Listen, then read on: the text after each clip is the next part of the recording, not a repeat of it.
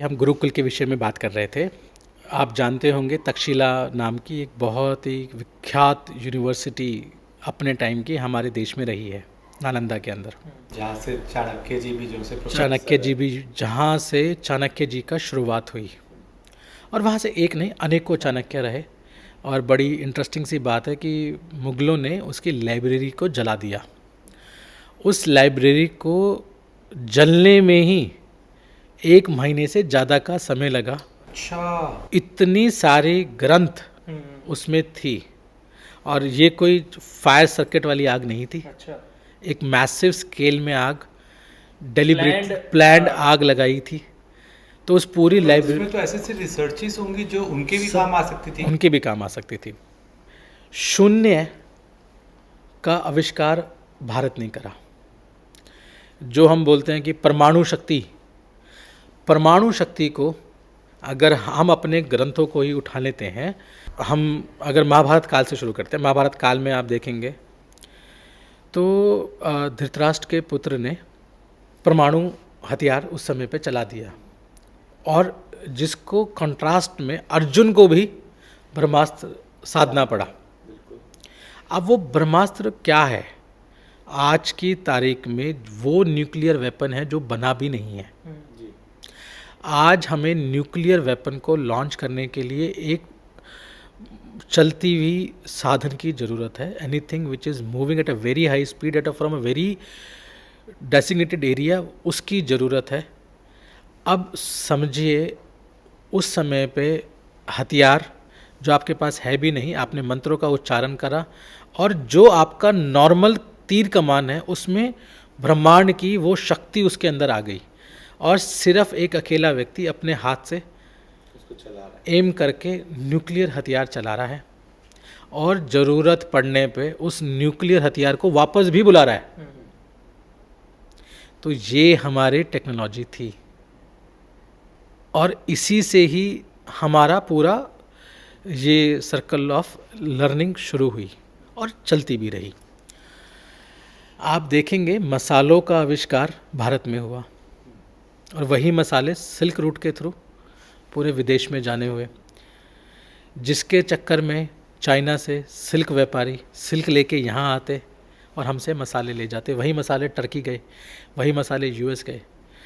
उसी की खोज में विदेशी हमारे यहाँ आए।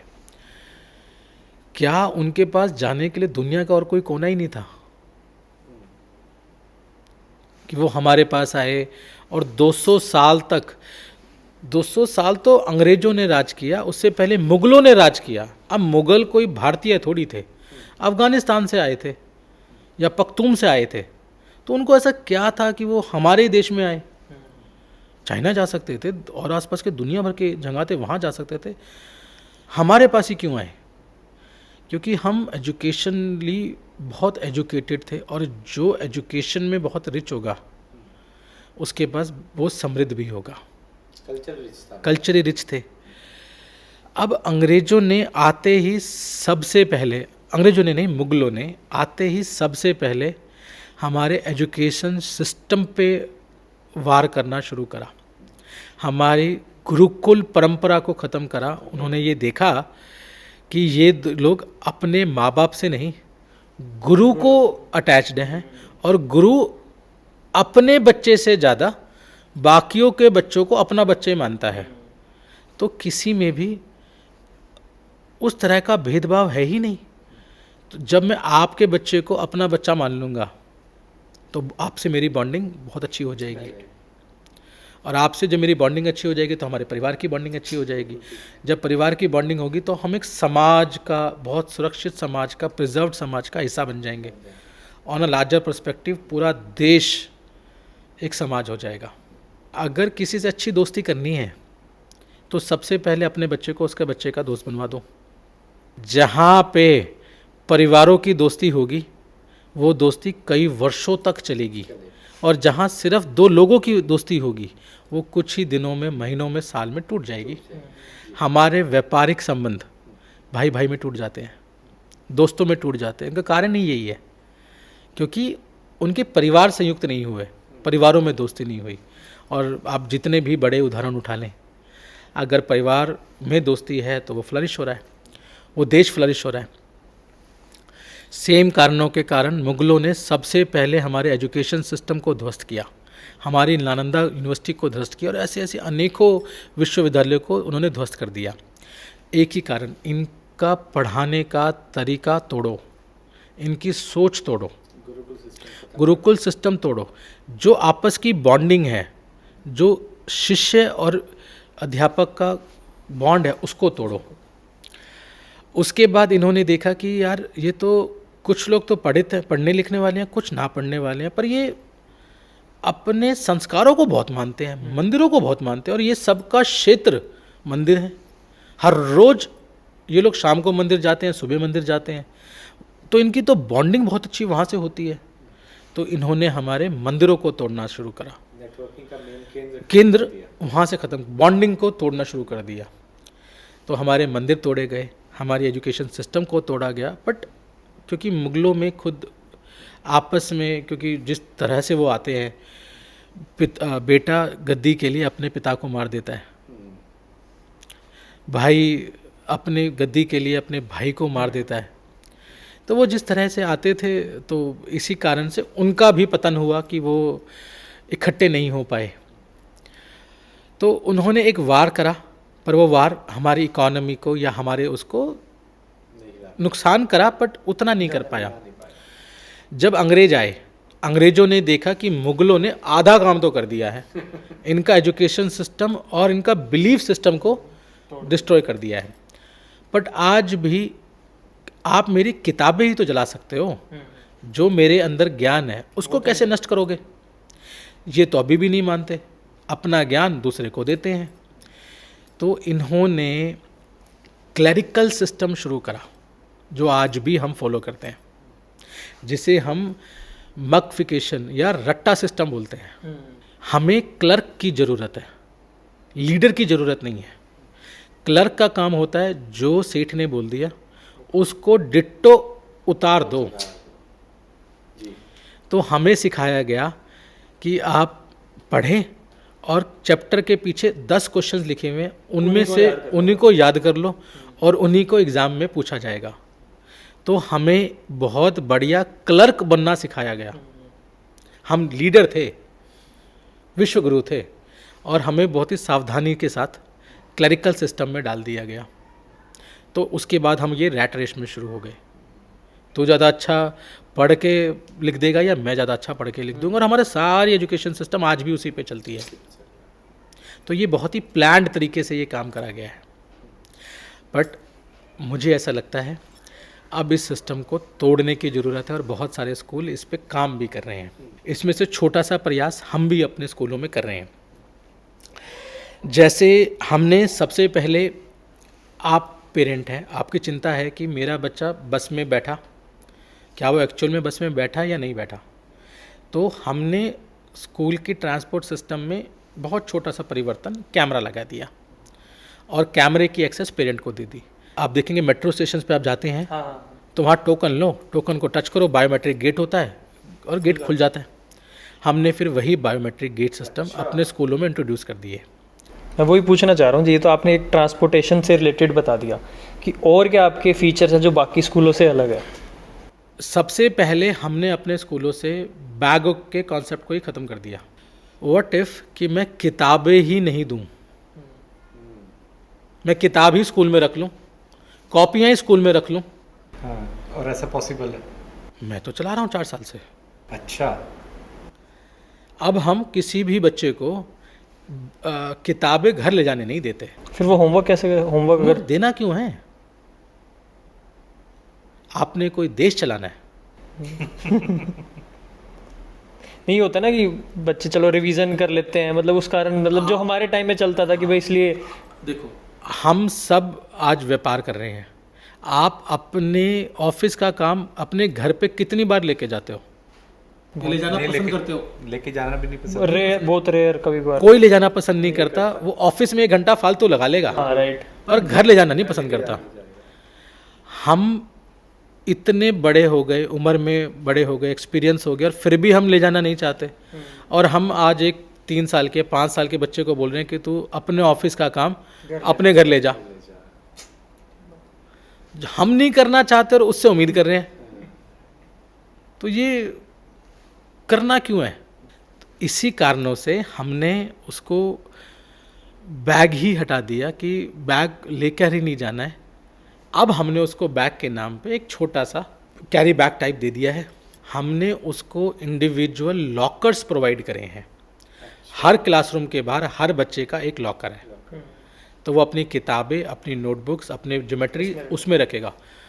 पर मेरा काम यहीं पूरा नहीं हुआ, मैंने उसके लॉकर्स का ताला नहीं लगाने दिया। मुझे ये डर क्यों हो कि ये मेरे से पसंद नहीं करते या आप मेरे को पसंद नहीं करते तो आप मेरी कॉपी का पन्ना फाड़ देंगे या मेरी पेंसिल चुरा लेंगे, ये क्यों हो? तो मैं उसको ताला नहीं मारने देता, जो है ओपन में है। तो अब ना वो बैग ला रहा है, जब बैग ही नहीं ला रहा तो होमवर्क कैसे होगा? जब होमवर्क ही नहीं होगा तो ट्यूटर पढ़ाएगा क्या? और जब ट्यूटर नहीं आ रहा तो मम्मा क्या करेगी? बट हम उसको खाली नहीं छोड़ रहे। अब मैं उसको असाइनमेंट्स देते हैं, वर्कशीट्स देते हैं। 1 पेज की वर्कशीट बैग में डालो, ले जाओ। जो स्कूल में पढ़ा होगा वो अपने आप ही उसको फिर उस शीट में फिल करना पड़ेगा, तो उसके लिए होमवर्क वही हो गया। अब वो होमवर्क थोड़ा सा चेंज हो गया। अब मैंने उसको बोला है कि आज मैंने आपको जो कॉन्सेप्ट पढ़ाया, देखो ये वर्ल्ड प्लेटफॉर्म पे कहाँ इम्प्लीमेंट हो रहा है, क्या इसको न्यूज़ में कहीं कटिंग में आया? नेट पे इसके बारे में कुछ अवेलेबल है? अपने पिताजी से पूछ कर आओ, दादाजी से पूछ कर आओ। अच्छा, दिमाग खुलता है इससे। आप 2 बात और समझिए, एक बड़ी समस्या पैदा हो रही है कि बच्चे माँ बाप से बात नहीं करना चाहते, और माँ बाप से कर लेते हैं तो हम न्यूक्लियर फैमिली में रहते हैं, दादा दादी से बात नहीं करना चाहते। दादा दादी जो आज 70-75 की एज में हैं, जिनके जीवन का सबसे बड़ा मूल कारण उनके पोता पोती हैं, और वही उनके पास समय ही नहीं है बात करने के लिए, वो अपने में इतने व्यस्त हैं। तो हमने उस दुविधा को ख़त्म करने के लिए ऐसे असाइनमेंट्स क्रिएट करने शुरू कर दिए जिसमें दादा दादी का और संयुक्त परिवार का ज़्यादा रोल है। तो ताऊ चाचा से, पापा मम्मी से, नाना नानी से ऐसे ऐसे क्वेश्चंस पूछ के आए जो दिनचर्या में यूज़ होते हैं। तो हमारा बैग हटा, हमारा होमवर्क हटा, पेरेंट्स के ऊपर अलग से जो ट्यूशन का फाइनेंशियल लोड था वो कम हुआ, बच्चों के ऊपर का लोड कम हो गया, और फैमिली संयुक्त होनी शुरू हो गई। तो ये हमने छोटा सा एक और काम करने की कोशिश करी। फिर आप मेरे से पूछेंगे कि जब होमवर्क ही नहीं होता, बैग ही नहीं देते, तो आप इवैल्यूएट कैसे करते हो? असाइनमेंट मतलब असेसमेंट कैसे होगी? तो मैं आपको बोलता हूँ कि मैं असेसमेंट ही नहीं करता, और जो हम असेसमेंट करते हैं हम उसमें नंबर ही नहीं देते, ग्रेड्स ही नहीं देते। अच्छा, तो फिर कैसे मतलब ट्रैक करते हैं रिकॉर्ड्स को? रिकॉर्ड ट्रैक करवाना है या कंपटीशन क्रिएट करना है? नहीं, कंपटीशन तो क्रिएट नहीं करना है, ये तो हमें भी पढ़ के समझ आएगी। कंपटीशन में जाना नहीं है, बिल्कुल भी अच्छा नहीं। इवैल्यूएशन करनी है। हाँ, Evaluation evaluation करनी है कि अब मेरे को वरुण जी आप एक चीज़ बताइए, आप मैथ्स का सवाल 1 मिनट में सॉल्व कर पाते हैं और मैं मैथ्स का सवाल 2 मिनट में सॉल्व कर पाता हूँ, क्या दोनों में कोई रिलेशन है? हमें मैथ्स का सवाल सॉल्व करना है सॉल्व करना है बस। मैथ का सवाल सॉल्व कर, या कितनी जल्दी सॉल्व करना है, नहीं, उससे तो कोई लेना देना नहीं। सॉल्यूशन सॉल्व करना है। पर अनफॉर्चुनेटली हमारा एजुकेशन सिस्टम, क्योंकि वो क्लरिकल था, तो हमें रेस में लगा दिया कि किसने 1 मिनट में किया, किसने 2 मिनट में करा, किसने करा किसने नहीं करा, कौन मैथ्स का टॉपर है, कौन इंग्लिश का टॉपर है। जबकि होना क्या चाहिए कि अगर मैंने मैथ्स का सवाल 2 मिनट में करा तो मैं ही अपने उस सवाल को 1 मिनट में कैसे करूं, और शॉर्टर ट्रिक्स कैसे हों, खुद की सेल्फ ग्रोथ होनी चाहिए। तो मेरा कंपटीशन सिर्फ मेरे साथ है। अब हो सकता है आप तबला बड़ा अच्छा बजाते हैं, मैथ्स अच्छी नहीं बजाते हैं, तो मैं ज़बरदस्ती आपसे मैथ्स क्यों करवाऊं? आप एक बहुत ही छोटा एग्जांपल देता हूं, हमें जीवन जीने के लिए सबसे महत्वपूर्ण क्या चीज़ है? स्किल्स। हवा पानी तो है ही है, पर सबसे इम्पोर्टेंट आज तो हवा और पानी दोनों पैसों पे है। बिल्कुल ठीक है। कोविड ने हमें सिखाया अगर हवा लेनी है तो ऑक्सीजन के सिलेंडर्स पैसे दे के लाइन में लग के लेना पड़ेगा, और पानी की बोतलें तो आज हम टैप का पानी वैसे भी नहीं पीते, बॉटल्ड वाटर ही पीते हैं। तो आज हवा और पानी ये भी पैसों पे है, फ्री में ये भी नहीं है। अब पैसे कमाने के लिए स्किल चाहिए। मैथ से कमाया हुआ पैसा या तबला बजा के कमाया हुआ पैसा, दोनों का रंग सेम है। 100 रुपये का नोट तबले वाले का भी वैसा ही काम करता है जैसा मैथ्स वाले का करता है। तो ऑब्जेक्टिव एक बहुत सुरक्षित, समर्पित, इज्जत के साथ जीवन जीने का है, ना कि एक कॉम्पीट करने का है। तो हम क्यों ना अपनी इच्छा ऐसी बना लें कि अगर मेरे को एक स्किल है गाने का और मैं चाहता हूँ उसको मैथ सिखाना, तो जो मेरे अंदर का स्किल है उसको तो मैं दबा दिया और जो मुझे नहीं आता उसको मैंने उठा दिया। तो ग्रोथ कैसे होगी हमारी? और उसका सबसे बड़ा कारण है कंपटीशन। आपके बच्चे ने इस साल इतना करा और मेरे बच्चे ने इस साल इतना नहीं करा। इसी में रह जाते हैं बस फिर। जब कंपटीशन करेंगे तभी वो मैथ्स के कंपैरिजन होगा। और जब मैं कहता हूँ कि मैं ग्रेड ही नहीं दूंगा, नंबर ही नहीं दूंगा, तो कंपटीशन किससे करोगे? आपको पता ही नहीं है मैथ्स में आपका ग्रेड कितना आया, नंबर कितना आया, तो आप अपनी क्लास के बच्चों से तो कर नहीं सकते। और जब नंबर नहीं है तो दूसरे स्कूल के बच्चों से भी नहीं कर सकते। तो अब वो पेरेंट रैट रेस में दौड़ेगा कैसे? तो बच्चे के ऊपर जो प्रेशर बनाते हैं वो क्रिएट कैसे होगा? पर इसका ये मतलब नहीं है मैं उसको इवैल्यूएट नहीं कर रहा। हमारा मकसद है बच्चों की कमियों को जानना। अब हम उसकी पीटीएम में उसकी डिटेल एनालिसिस बनाएंगे, हर किस क्वेश्चन को किस तरीके से सॉल्व करा गया, सॉल्व करने के पीछे के कारण क्या थे, अप्रोच क्या थी, हम उस पर टारगेट करेंगे और उसकी डिटेल एनालिसिस बनाएंगे। तो इससे हमारे टीचर का काम बढ़ा, बच्चे का नहीं। बच्चे को पिन पॉइंट पता चला कि मेरी ये गलती थी और वो उसको इम्प्रूव करके सीख सके उससे। तो हमारा काम तो इम्प्रूवमेंट करवाना है, कंपटीशन करवाना नहीं है। फिर हम एक छोटी सी इंटरेस्टिंग चीज़ और करते हैं। जब हम एग्ज़ाम लेते हैं तो हमारा कोई भी टीचर एग्ज़ाम में नहीं होता। सीसीटीवी तो रहता है पर टीचर नहीं होता। क्वेश्चन पेपर आएंगे, टेबल पे रख दिए जाएंगे, टीचर आएगा, एक एक क्वेश्चन पेपर बच्चों को दे देगा और क्लास के बाहर खड़ा होकर कॉरिडोर में घूमता रहेगा। अब बड़ा स्वाभाविक सा मन में आता है कि चीटिंग कर लेंगे। हमें बच्चों को स्किल देना है या उसको डराना है, या हमने उसको ये कॉन्फिडेंस देना है तुम्हारी मेहनत से 5 नंबर कम भी आ गए तो क्या फ़र्क पड़ता है, तुम्हारा कंपटीशन तो है ही नहीं किसी के साथ। पर तुम्हारा सेल्फ कॉन्फिडेंस और मेरा तुम पे भरोसा वो बहुत ज़रूरी है। और यकीन मानिए 3 साल से हम बिना इन्विजिलेटर के एग्ज़ाम ले रहे हैं और मेरा एक भी बच्चा चीटिंग नहीं करता। अब तो हमने वो जो कैमरे हैं उनको भी देखना बंद कर दिया है और मेरे रिज़ल्ट में कोई फ़र्क नहीं पड़ा है, बच्चों के रिज़ल्ट में कोई फ़र्क नहीं पड़ा है। बच्चे शायद पहले से अच्छा काम कर रहे हैं। वैसे ही श्रृंखला में आती है कि जी आपने किताबें हटा दी, एग्ज़ाम हटा दिया, या एग्ज़ाम ले रहे हो तो उसका एनालिसिस हटा दी, और एग्ज़ाम भी तो आप बिना टीचर के ले रहे हो, तो what is the ultimate goal, how do you express it? तो जिसका पीटीएम होती है। अब हमने पीटीएम का एक सीधा सा फॉर्मूला है कि टीचर बच्चे के बारे में बताएगा अच्छी या बुरी, जो होता है। अब हमने यहाँ से टीचर को फिर हटा दिया। अच्छा, समस्या मेरी है, समझना मेरे माँ बाप को है, तो टीचर क्या करेगा उसमें? तो हमने जो टीचर की डिटेल रिपोर्ट थी बच्चे के साथ क्लब करके रिपोर्ट बना दी। अब बच्चा हर पीटीएम पे अपने माँ बाप को अपनी चीज़ें खुद बता रहा है कि मेरे अंदर ये कमियां हैं या मेरे अंदर ये अच्छाइयाँ हैं। अब हो सकता है वो कुछ कमियां छुपा लेगा, हम खड़े हुए सुन रहे हैं, पर हम रोकेंगे नहीं। अगली बार फिर मौका देंगे, फिर छुपाएगा, फिर मौका देंगे, और इस बात का देखेंगे कि वो कब तक अपनी कमियां छुपा रहा है, क्योंकि वो अपनी नहीं, वो हमारी कमियां छुपा रहा है, स्कूल की कमियां छुपा रहा है। तो इसको हम ठीक करने की कोशिश कर रहे हैं। तो ये हमने कुछ छोटी छोटी चीज़ें स्कूल में। इससे बच्चे को भी कॉन्फिडेंस आता है। जी। फिर हमने कुछ और चीज़ें, जैसे हमने बीच में बात करी थी कि बैग में बच्चा टिफ़िन लाता है। अब आप समझिए, सुबह 6 बजे माँ ने उठ के खाना बनाया, गरम खाना, बिल्कुल गरम गरम, और डिब्बे में डाल दिया, और 11 बजे वही खाना बच्चा खाएगा।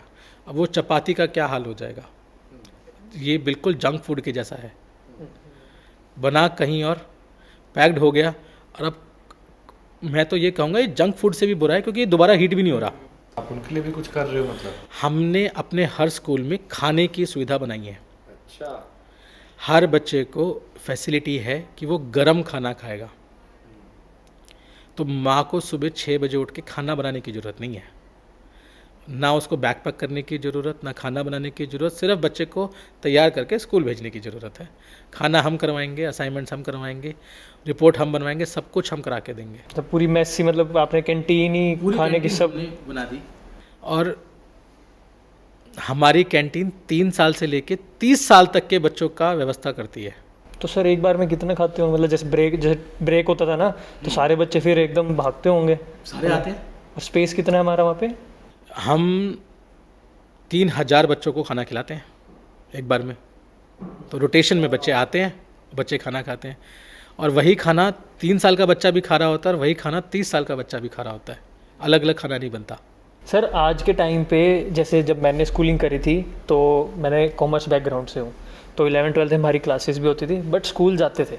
बट आज के टाइम पे कंपटीशन एग्ज़ाम्स का इतना प्रेशर होने लग गया है, और बच्चे स्कूल ना जाके 11th-12th में वो सिर्फ कोचिंग सेंटर जाते हैं। तो डमी स्कूलिंग का कंसेप्ट चल चुका है। मेरे ख्याल से वो बहुत हार्मफुल है बच्चों के लिए, ताकि वो ग्रोथ जो 11th-12th में हम सीख पाते हैं वो नहीं सीख पा रहे। तो इसको कैसे देखते हैं आप? बिल्कुल ठीक बात है जी। ये बड़ा एक विषय है सोचने का वाला। कुछ लोग अपने प्राइवेट फ़ायदे के लिए इस तरह का कॉन्सेप्ट चला रहे हैं, और स्कूलों में भी इसका एक बहुत बड़ा प्रभाव देखने को मिल रहा है। आप देखेंगे कोटा ऐसे शहरों में डमी स्कूल बहुत बेसिक थे 5 साल पहले, आज तो ये बेसिक पूरे हरियाणा में या पूरे देश में बनता जा रहा है। कंपटीशन के नाम पे बड़ी बड़ी संस्थाएं ऐसी बात करती हैं कि लाखों बच्चों को लेती हैं, उनसे कंपटीशन की तैयारी करवाती है, और ये वादा करती है कि आपको हम जेई या बड़े इंस्टीट्यूशन में भर्ती करा देंगे। पर अगर हम फैक्ट्स को देखें तो आईआईटी में 10,000 रैंक के बाद आईआईटी अवेलेबल ही नहीं है, और आईआईटी का एग्ज़ाम 1-2 लाख नहीं, कई लाख बच्चे बैठ के अपीयर करते हैं। वैसे ही डॉक्टर का रेशो तो 10,000 भी नहीं है, इससे भी कम है नीट में। और जितने बच्चे इन टोटलिटी अपीयर होते हैं, उतने बच्चे तो एक एक सेंटर में, एक एक कंपनी के पास है, 6ठी से 12वीं में। और अब तो ये कंपटीशन 6ठी तक आ गया है, 9वीं तक सीमित नहीं रहा। तो हाँ, ये एक बहुत बड़ा विषय है सोचने का। इस विषय में हमने थोड़ा सा काम करा है। हमने अपने ही स्कूलों में इंटीग्रेटेड करिकुलम को हम इस साल से लॉन्च कर रहे हैं, जिसमें हम आईआईटी की फैकल्टीज़ को इंट्रोड्यूस कर रहे हैं। हम उन फैकल्टीज़ को लाएंगे जिन्होंने खुद ये एग्ज़ाम दिया है, खुद तरह का प्रेशर बियर करा है। तो अब बच्चे को हमारे स्कूल से बाहर जाने की ज़रूरत नहीं है, प्राइवेट ट्यूशन की जरूरत नहीं, किसी चीज़ की ज़रूरत नहीं है। वो स्कूल के करिकुलम में ही, वहीं रहकर ही अपनी पढ़ाई करेगा। अब उसको सीबीएसई और इंटीग्रेटेड लर्निंग वहीं स्कूल के अंदर ही प्रोवाइड कर दी जाएगी, एक ही समय के अंदर। थोड़ा समय ज़रूर बढ़ेगा, बट उसको वहीं पढ़ाई करवा दी जाएगी। और हमने इसको मैंडेटरी वाले पार्ट में नहीं ला रहे हैं। आप साइंस पढ़ना चाहते हैं बट आप जेई नहीं पढ़ना चाहते, तो आप रेगुलर साइंस, सीबीएसई की साइंस पढ़ सकते हैं। आप जेई की साइंस पढ़ना चाहते हैं तो आप रेगुलर तो हम पढ़ाएंगे ही पढ़ाएंगे, जेई की साइंस अलग पढ़ाएंगे। आप साइंस नहीं पढ़ना चाहते हैं, आप मेडिकल की तैयारी करना चाहते हैं, तो हम आपको नीट की तैयारी कराएंगे। आप कॉमर्स बैकग्राउंड से हैं, आज कॉमर्स में सीधा एडमिशन नहीं मिलता, उसके लिए एग्ज़ाम देते हैं, जिसके लिए सीयूएट का एग्ज़ाम होता है, सीयूईटी का। तो हम उसकी भी तैयारी कॉमर्स के स्टूडेंट्स को कराएंगे। तो आपने basically schooling plus private institutes को इकट्ठा कर दिया है। क्लब करके हम एक ही एटमॉस्फेयर के, देखो बच्चा जब ये प्राइवेट ट्यूशन्स में जा रहा है तो यहाँ 2-3 तरह के बड़े खतरे पैदा हो रहे हैं। पहला, जो क्लासरूम का एक स्कूल एक कंट्रोल्ड एटमॉस्फेयर है, जो कि सिर्फ एक संस्था कंट्रोल नहीं करती, central board of secondary education उसको कंट्रोल करता है, और डिपार्टमेंट ऑफ एजुकेशन मतलब स्टेट और सेंटर दोनों उसको ईयरली ऑडिट और कंट्रोल करते हैं। उनके पैमाने फिक्स है, classroom sizes, room sizes, bathroom sizes सब फिक्स है कि उससे बेसिक पैरामीटर नहीं हो सकते। पर कोचिंग सेंटर का कोई पैमाना नहीं है। एक बिल्डिंग में छोटे से कमरे में जहाँ 50 लोग नहीं बैठ सकते, वहाँ 200 लोग बैठ के पढ़ाई करते हैं। और जो मैं कई बार प्लेटफॉर्म्स पे बोलता भी हूँ, ऐसी संस्थाओं के, ऐसे कोचिंग एरियाज़ के कोई भी पैरामीटर्स नहीं है। खुदा ना खास्ता किसी दिन कोई हादसा हो जाता है तो कुछ साल पहले जो सूरत में या दिल्ली में एक हादसा हमने देखा था, वैसा हादसा हम को निमंत्रण दे रहे हैं। तो हम स्कूलों को भी ऐसा करना चाहिए कि स्कूल में ही बच्चों को ये व्यवस्था सुविधा मिल जाए, और दोनों का इसमें काम हो सकता है। कोचिंग को इंटीग्रेट कर दिया जाता है। इसी में हम भविष्य में क्लैट को भी लेकर आएंगे। जो CA CS के एग्ज़ाम्स होते हैं उसकी भी प्रीलिम्स की तैयारी हम यहीं पे कराएंगे। आर्किटेक्चर के लिए कोर्स होता है, नाटा का एक टेस्ट होता है, उसकी तैयारी भी हम कराएंगे। अच्छा, अब ये जो तैयारियां हम करा रहे हैं ये 9वीं से 12वीं के लिए बात हो रही है, पर हम 6ठी से बच्चों को ओलंपियाड, इन सब की तैयारियां भी साथ साथ ही कराएंगे। और जो ये पूरा कॉन्सेप्ट है, इसका सबसे बड़ा जो मूल मंत्र रहेगा, ये स्ट्रेस फ्री, और जिसे मैं विज्ञापनों के माध्यम से पब्लिश करेंगे हम, कि ये stress free, suicide free, anxiety free curriculum है। बिल्कुल ठीक है। हम आपको JEE की तैयारी नहीं करवा रहे, हम आपको लाइफ की तैयारी करा रहे हैं। आपका मकसद इंजीनियरिंग करना है, प्राइवेट या पब्लिक से नहीं, इंजीनियरिंग करना है। आपका मकसद डॉक्टरेट, मेडिकल साइंस सीखना है। अब इंजीनियरिंग हो सकता है फॉरेन में पढ़ाई जाती हो, मेडिकल साइंस हो सकता है फॉरेन में हमारे यहाँ मेडिकल साइंस का प्रोग्राम 1 करोड़ से तो शुरू होता है, प्राइवेट पब्लिक के बाद प्राइवेट सेक्टर्स में। वही प्रोग्राम चाइना में या बाकी देशों में आधे पैसों में या उससे भी कम पैसों में हो जाता है। बट ये इन्फॉर्मेशन बहुत ही कम लोगों के पास है, और जिनके पास है वो इसी कंसल्टेंसी के नाम पे बहुत ज़्यादा चार्ज कर लेते हैं, या बच्चों को बहला के फुसला के गलत तरीके से उन्हें भेज देते हैं फॉरेन में। तो हम सिर्फ इसी के लिए नहीं, हम बैंकिंग कैसे करी जाएगी, बैंक इनको सपोर्ट कैसे करेंगे, प्राइवेट यूनिवर्सिटीज़ में कहाँ जाएं, कैसे फॉर्म भरें, उनका तरीका क्या है, उसको हम स्कूल में ही कवर करेंगे। साथ में हम अपने बच्चों को इस तरीके से तैयार करेंगे, इस करिकुलम को इस तरीके से तैयार करेंगे। पढ़ाई तो बच्चा करता है, पर उसका फाइनेंशियल लोड उसके माँ बाप उठाते हैं। हर बड़ी यूनिवर्सिटी, चाहे हार्वर्ड हो, चाहे स्टैनफोर्ड हो, या रेल हो, या कोई भी यूनिवर्सिटीज़ हो, वो स्कॉलरशिप देती हैं, पर स्कॉलरशिप उन्हीं को देती हैं जो मेरिटोरियस स्टूडेंट्स होते हैं। तो हम अपने बच्चों का स्किल सिर्फ IIT के लिए नहीं, प्राइवेट यूनिवर्सिटीज़ के लिए डेवलप करेंगे कि जब ये पढ़ने जाएं तो इन्हें स्कॉलरशिप वहाँ पे मिल जाए। एक क्वेश्चन और है मेरे दिमाग में, जब हम बात कर रहे हैं तो जो काउंसलर्स की सर्विस स्कूल प्रोवाइड करते हैं नाम के लिए, हाँ जी, for the name sake only, तो हमारा स्कूल में ऐसा क्या हम लोग कर रहे हैं कुछ काउंसलिंग से रिलेटेड, कि कैरियर काउंसलिंग की बात करूं या अदर वे से बात करें कि भाई बच्चे को काउंसलिंग मिल रही है जो मिलनी चाहिए, या सिर्फ नाम के लिए? नहीं, ऐसा नहीं है।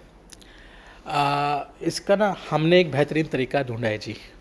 जैसे आप जानते हैं आज काउंसलिंग साइकोलॉजिस्ट बहुत महंगे हैं, तो स्कूल के लिए साइकोलॉजिस्ट अफोर्ड करना it's a very challenging issue. तो हमने स्कूल में साइकोलॉजी का सब्जेक्ट ही इंट्रोड्यूस कर दिया। अब साइकोलॉजी पढ़ाने के लिए आपको कोई टीचर तो चाहिए ही चाहिए, और वही टीचर क्योंकि उसने खुद साइकोलॉजी के बारे में पढ़ा है तो वो साइकोलॉजिस्ट तो है ही है। तो हम उन तरह के लोगों को स्कूल में ले आते हैं। अब जब आप साइकोलॉजी या आप काउंसलिंग की बात करते हैं तो आपने सिर्फ एकेडमिक काउंसलिंग की बात करी, आज देखा जाए तो आज बच्चों में बहुत एंग्जाइटी, ADHD, डिप्रेशन, कॉम्प्लेक्सिटी, ऐसे बहुत सारे इश्यूज़ हैं। और ये सिर्फ 9वीं से 12वीं के बच्चों में नहीं, फर्स्ट, सेकंड, थर्ड के बच्चों में भी ये बहुत सारे इश्यूज़ हैं। इन्हें एड्रेस करना बहुत ज़रूरी है। बहुत सारे बच्चों को बहुत ही छोटी सी बात पे बहुत जल्दी गुस्सा आ जाता है, या डिप्रेस होके एक कोने में बैठ जाते हैं, अपनी बात को बता नहीं पाते। तो ये मुझे लगता है कि बहुत बड़ा इशू है। इसको एड्रेस करना सिर्फ शेर के बारे में बात करने से शेर नहीं मरने वाला। शेर को पकड़ के कैद करना पड़ेगा, तब जाके शेर कंट्रोल में आएगा। तो इसी चीज़ को ध्यान में रखते हुए गवर्नमेंट ने वैसे कंपलसरी किया हुआ है ना? हाँ जी, गवर्नमेंट ने हर स्कूल के लिए ये कंपलसरी है एक साइकोलॉजिस्ट रखना। बट और कैरियर काउंसलर भी? कैरियर काउंसलर कंपलसरी नहीं है, साइकोलॉजिस्ट कंपलसरी है। कि बच्चे को कोई भी दिक्कत हो वो ओपनली बात कर ले बस। सके। और काउंसलिंग सिर्फ बच्चों की नहीं, बच्चों से ज़्यादा तो माँ बाप की ज़रूरत है, और माँ बाप से भी ज़्यादा टीचर की ज़रूरत है, जिसे ये समझ में आना चाहिए कि डिप्रेशन में आया हुआ बच्चा, या जल्दी तेज बोलने वाला बच्चा, या गुस्सा करने वाला बच्चा, ये कोई बीमारी नहीं है। ये वो इश्यूज़ हैं जिन्हें एड्रेस नहीं करा गया है। हैबिट बन गई है। हो सकता है आपके घर में कोई फाइनेंशियल इश्यूज़ हों, जिसके कारण आपके घर में कुछ लड़ाई चल रही हो, उसका सीधा सीधा असर बच्चे में आएगा। और बच्चों की मेमोरी इतनी शार्प होती है कि जो वो बचपन में देख रहे हैं वो रिकॉल करके अपना लाइफस्टाइल बना लेते हैं। तो इसके लिए हमें बहुत सारा काम करने की ज़रूरत है, जो अपने अपने स्तर पे अब कुछ स्कूल कर भी रहे हैं, और हम भी उसमें उनका सहयोग करने की कोशिश कर रहे हैं।